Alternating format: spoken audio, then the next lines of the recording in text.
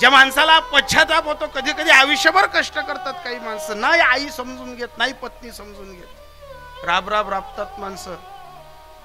अरे जगाच्या बाजारातली इतकी महागाई झाली आहे, मुलांचं शिक्षण करताना शाळेची फी, दवाखाना, घरातला किराणा, एक एक गोष्ट कधी संपली ना, पत्न्या चार चारदा आग्रह करतात, हे संपलं आणा, ते संपलं आणा. जर नाही तुम्हाला एखाद्या दिवशी पत्नी समजून घेत ना, आपण दारूच्या बाटलीला तोंड लावण्यापेक्षा कधीतरी देवाऱ्यातल्या कन्हैयाला सांगा, हे अनंता मधुसूदना पद्मनाभा नारायणा, काय आयुष्यात असं चुकलं असेल रे माझं, की मी जगत असताना माझ्या पत्नीला मी कळावा नाही, मी जगत असताना माझ्या आईला नाही कळावा.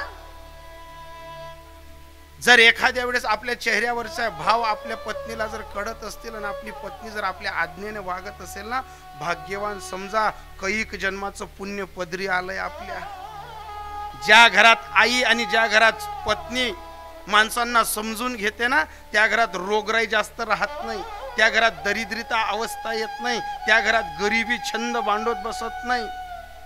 ज्या घरात आई आणि पत्नी करत्या माणसाला समजून घेतात, पण अवस्था अशी बिकट झाली आहे घराघरांमधनं, पत्नीचे स्वप्न वेगळे असतात, आईचे स्वप्न वेगळे असतात, कमावणाऱ्या माणसामागे येण्या जाणाऱ्यांचे स्वप्न काही वेगळे असतात. अरे त्याचा कधी आयुष्याचा दोरा तुटेल नाही विचार केला का? तो आज डोळ्याला दिसतोय, न जाणे उद्या नाही दिसणार. जो तुमच्या टिकलीपासनं तर पायाच्या बेलांपर्यंत सर्व ऐन वेळेवर तुम्हाला सर्व जोपासून आणतो, एवढं तेवढं घरात संपलं का लगेच सांगतात मला हे आणा, मला ते आणा.